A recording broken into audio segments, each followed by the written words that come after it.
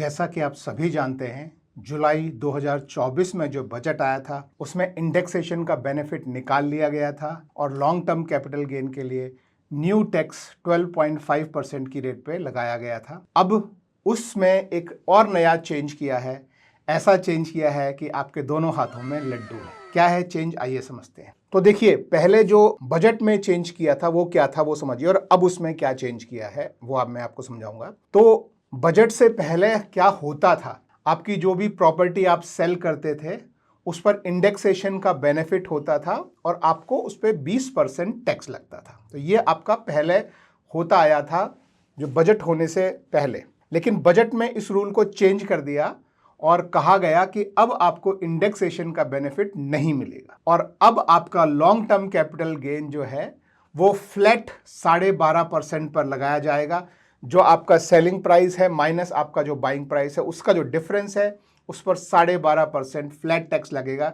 कोई इंडेक्सेशन का बेनिफिट नहीं मिलेगा। तो ये चेंज जो है ये किया गया था बजट में। लेकिन बहुत सारे लोगों ने हाहुल्ला किया, जिनकी पुरानी प्रॉपर्टीज थी और जिनको इंडेक्सेशन की वजह से बहुत अच्छा बेनिफिट मिलने वाला था, उन लोगों ने बहुत हाहुल्ला किया। कई कंपनीज ने हाहुल्ला किया, थोड़ा पॉलिटिकल एजेंडा बना।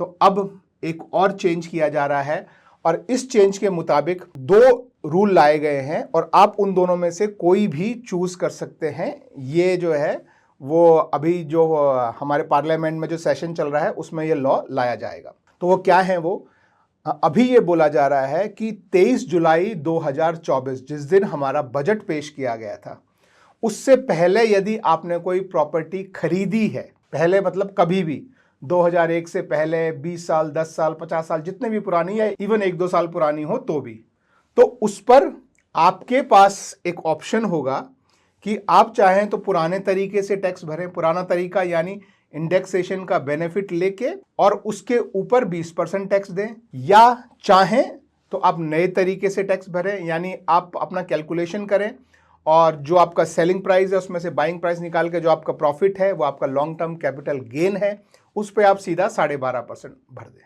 तो यानी आप दोनों तरह से अपनी कैलकुलेशन करें, जिसमें आपको कम टैक्स पड़ता है आप उस हिसाब से टैक्स भर सकते हैं। यदि आपने प्रॉपर्टी 23 जुलाई 2024 से पहले खरीदी है तो 23 जुलाई 2024 को खरीदी है या उसके बाद किसी भी दिन खरीदी है या खरीदेंगे तो सिर्फ नया वाला रूल लागू होगा, यानी कि आपको फ्लैट 12.5% टैक्स देना है। तो जिस दिन हमारा बजट आया था उसके आगे अगर आप कोई नई प्रॉपर्टी खरीदते हैं तो आप ध्यान रखें कि आगे के लिए आपके रूल हमेशा सेम है कि आपको 12.5% देना पड़ेगा।